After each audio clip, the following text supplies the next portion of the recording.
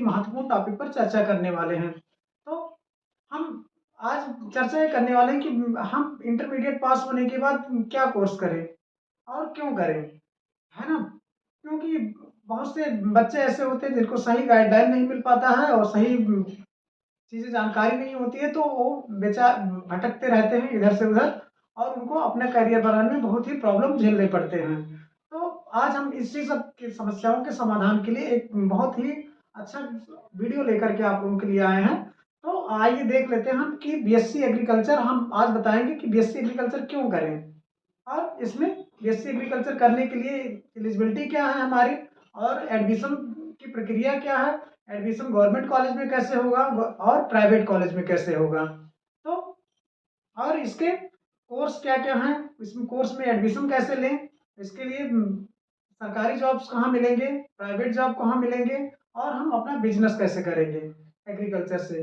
तो ये बहुत ही ज़्यादा संभावनाओं से भरा हुआ सेक्टर है, क्योंकि भारत की आबादी जो है वो 70% कृषि पर आधारित है। भारत कृषि प्रधान देश है।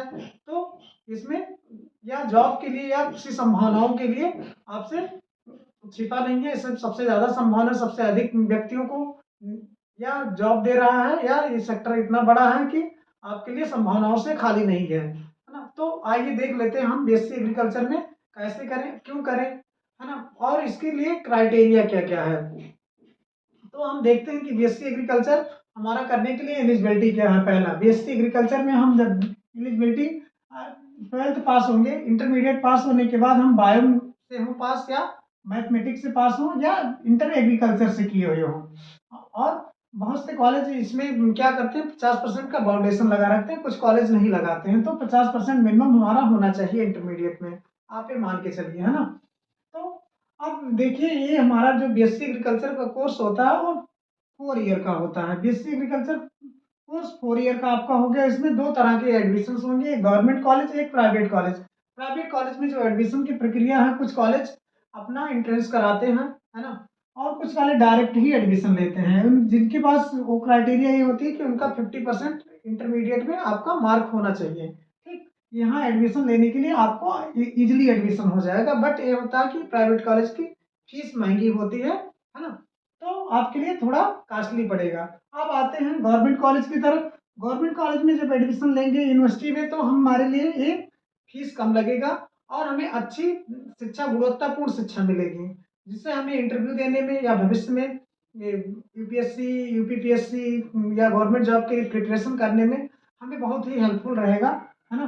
तो ऑल इंडिया लेवल पर हमारा जो एंट्रेंस होता है वो आईसीआर होता है। आईसीआर का एंट्रेंस होता है, एंट्रेंस एग्जाम होता है।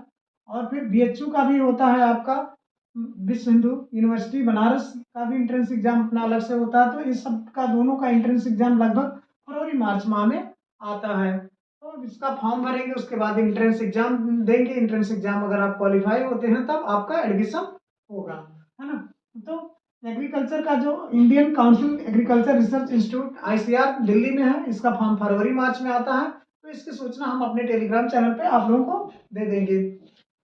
ठीक, अब स्टेट लेवल में हमें एडमिशन लेना है। स्टेट लेवल में यूपी कैटेट का एग्जाम होता है। इसमें 4 यूनिवर्सिटियां हैं, उत्तर प्रदेश में 4 यूनिवर्सिटियां हैं, आचार्य नरेंद्र एग्रीकल्चर यूनिवर्सिटी कुमारगंज अयोध्या, और CSA Chandrashekhar Azad agriculture university Kanpur में है आपका, बादा एग्रीकल्चर यूनिवर्सिटी बादा में है, और चौधरी चरण सिंह एग्रीकल्चर यूनिवर्सिटी मेरठ में है। ठीक, अब इसी चारों यूनिवर्सिटियों का कंबाइन एंट्रेंस एग्जाम होता है, यूपी कैटेट एग्जाम होता है। अब इसको जब क्वालिफाई करते हैं तब आपको आपके रैंक के हिसाब से इसमें कॉलेज प्रोवाइड की जाएगी, आप चूज करेंगे, है ना? अगर आपका एंट्रेंस एग्जाम क्वालिफाई होता है। ठीक, अब हम गवर्नमेंट जॉब के लिए बात कर लेते हैं। गवर्नमेंट जॉब एग्रीकल्चर में जॉब के लिए एक हमारे लिए प्राइवेट जॉब है और एक गवर्नमेंट जॉब है। गवर्नमेंट जॉब में 2 तरह की जॉब है। एक आपके लिए जनरल जॉब है। जनरल जॉब में जैसे आपका हो गया यूपीपीएससी हो गया, यूपीएससी हो गया, एसएससी, बैंक, आरआरबी, पुलिस, लेखपाल, बीडीओ।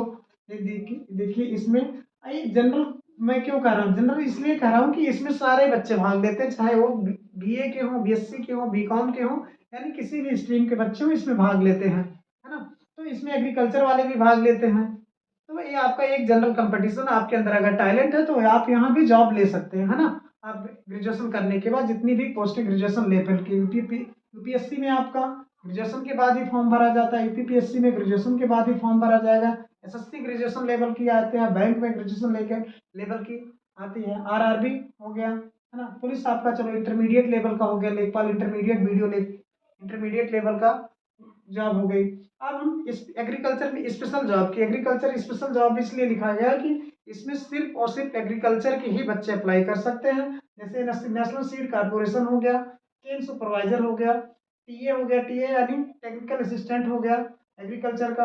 और एग्रीकल्चर में टीचर अगर बनना हो आपका तो टीजीटी पीजीटी, आप टीचिंग करियर बनाने के लिए एग्रीकल्चर में जैसे आप एमएससी करते हैं, बीएड करते हैं, और फिर अगर एमएससी किए हुए हैं ग्रेजुएशन के साथ साथ यूजी के साथ पीजी है आपका तो पीजीटी आप दे सकते हैं। और अगर ग्रेजुएशन से यानी बीएससी एग्रीकल्चर के साथ अगर आपका बीएड है तो आप टीजीटी दे सकते हैं।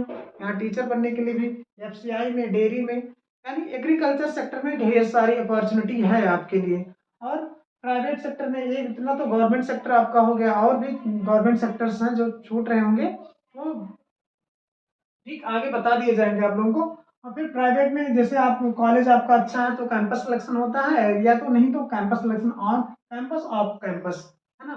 तो कैंपस सिलेक्शन में आपका हो गया, जैसे बहुत सारी कंपनियां आती हैं, आपका कॉलेज का रेपुटेशन अच्छा है तो कॉलेज वाले इनवाइट करते हैं, आती हैं कंपनियां, तो वहाँ कैंपस से ही आपका इंटरव्यू होता है और आपको वहाँ से ले करके जाती हैं। आप इंटरव्यू आपका डॉक्यूमेंट वेरिफिकेशन होता है वहीं पर आपका इंटरव्यू होगा, तो आप अगर क्वालिफाई करते हैं तो आपको कंपनियां ले जाएंगी, है ना। अच्छे पैकेज पर लेके जाती हैं, 7 लाख 8 लाख 10 10 लाख 20 20 लाख तक के पैकेज पे बच्चे को हायर करती हैं। अब प्राइवेट कंपनियों में जैसे हो गया, सीड की कंपनी हो गई, फर्टिलाइजर की कंपनी हो गई, फूड टेक्नोलॉजी की कंपनी हो गई, फूड प्रोसेसिंग की कंपनी हो गई, है ना। और फिर आपका खरपतवार नाशी जो हो गया, बीट साइड की, और कीट इंसेक्टिसाइड की जो कंपनी होगी दवा बनाने वाली। तो इन सब कंपनियों में क्या होता है, ये सब प्राइवेट सेक्टर की है, इसमें आपका जॉब मिलता है। जैसे एक कंपनी है बायर, है ना, और फिर पीआई है, बहुत सारी कंपनियां हैं। आपको अर्च है तो माइक्रोन्यूट्रेंट की है, तो ये सारी कंपनियां हैं, आपको प्राइवेट सेक्टर में जॉब अच्छे सैलरी पर जॉब प्रोवाइड करते हैं। दया फर्टिलाइजर है ना। तो आप मान के चलिए कि प्राइवेट में बहुत ही चांस हैं आपके लिए, है ना। अगर आपके अंदर टैलेंट है तो बहुत सारे जॉब आपको इजीली मिल जाते हैं। आप इंटरव्यू वेट ये है कि कोर्स को आपको अच्छे से पढ़ना होगा। 4 साल का टाइम ड्यूरेशन होता है जॉब के लिए, तो मैंने बता दी इतने सारे, इतना जनरल कंपटीशन है आप देंगे, है ना। इतना आपका स्पेशल हो गया, जैसे और बच्चों के लिए तो है कि जनरल कंपटीशन ही है ना, तो इसमें बहुत भीड़ होती है। अब एग्रीकल्चर का हो गया, सिर्फ एग्रीकल्चर के बच्चे भर पाते हैं। आप जानते हैं कितने बच्चे एग्रीकल्चर कर रहे हैं। तो आप देखिए, जैसे बच्चे के होते हैं जो इंटरमीडिएट में बहुत टैलेंटेड होते हैं, वो क्या करते हैं कि वो तो या तो आईआईटी की तरफ जाते हैं या फिर नीट की तरफ जाते हैं, है ना। तो अब औसत एवरेज लड़के जो होते हैं, एवरेज लड़के क्या करते हैं, बीएससी एग्रीकल्चर करते हैं, है ना। बीएससी एग्रीकल्चर करते हैं, अगर इसमें टैलेंटेड बच्चे आने लगे तो उन्हें बहुत अच्छा जॉब मिलेगा। और टीचिंग कैरियर में टीचिंग में जैसे मान लीजिए आप असिस्टेंट प्रोफेसर के लिए नेट का एग्जाम, एएसआरबी एग्रीकल्चर में एएसआरबी नेट कराती है, एएसआरबी के द्वारा जो नेट का एग्जाम कराया जाता है। अगर ये नेट का एग्जाम आप क्वालिफाई होते हैं तो असिस्टेंट प्रोफेसर के लिए वैकेंसी आती है, उसमें आप अप्लाई कर सकते हैं और असिस्टेंट प्रोफेसर बन सकते हैं। एग्रीकल्चर रिसर्च के लिए केवीके में, हाँ एक और केवीके में भी आपके लिए जॉब की अपॉर्चुनिटी है, कृषि विज्ञान केंद्र में, है ना। तो एग्रीकल्चर कंपनियों में रिसर्चर डेवलपर के रूप में बहुत सारे जॉब्स आपके लिए हैं, बस आप कोर्स अच्छे से किए हुए हो, है ना। तो ये देख लीजिए अब क्या हुआ कि एक 4 साल का टाइम ड्यूरेशन होता है बीएससी एग्रीकल्चर कोर्स। आप बीएससी एग्रीकल्चर करेंगे और कोशिश करिए कि आप अगर अपने भाइयों को, बहनों को, या किसी को कराना हो तो आईसीआर का फॉर्म डलवाइए, बीएचयू का फॉर्म डलवाइए, उसकी एंट्रेंस की तैयारी करवाइए। तो एंट्रेंस की तैयारी के लिए हम आपके चैनल पर आप लोगों को प्लेलिस्ट में वीडियो देंगे, या फिर तैयारी करवाएंगे आप लोगों को, ठीक अच्छे से टीचरों से। यूपी कैटेट की तैयारी करवाइए, और फिर इसमें एडमिशन अगर अच्छे कॉलेजेस में हो जाता है तो बच्चों के लिए जान लीजिए भविष्य एकदम सिक्योर होता है। अगर टैलेंटेड बच्चे इसमें आते हैं तो और अच्छा करेंगे, क्योंकि लगभग मैंने देखा अभी तक के एक्सपीरियंस में अपने कि एवरेज लड़के, ऑन एवरेज लड़के ही आते, नहीं तो ज़्यादातर बच्चों का ये होता है कि बस वही नीट कर लो, आईआईटी कर लो, है ना। तो ज़्यादा बच्चे टैलेंटेड इसमें नहीं, एग्रीकल्चर में नहीं आता। अगर टैलेंटेड बच्चे आने लगे तो एग्रीकल्चर में और भी क्रांति आ जाएगी, क्योंकि एग्रीकल्चर में अब जैसे जनसंख्या बढ़ रही है हमारी, तो हमें क्या करना है, जनसंख्या बढ़ रही है तो हमें फूड प्रोवाइड करवाना और जनसंख्या को ना भोजन की व्यवस्था करनी है ना? तो नई-नई टेक्नोलॉजी, नए-नए रिसर्च होंगे, नए-नए सीड डेवलप करने होंगे, है ना? जिससे खेती को क्या करें और आसानी से और ईज़िली तरीके से किया जा सके। तो और भी आपकी अगर क्वेरी होगी तो हमें कमेंट सेक्शन में ज़रूर बताना और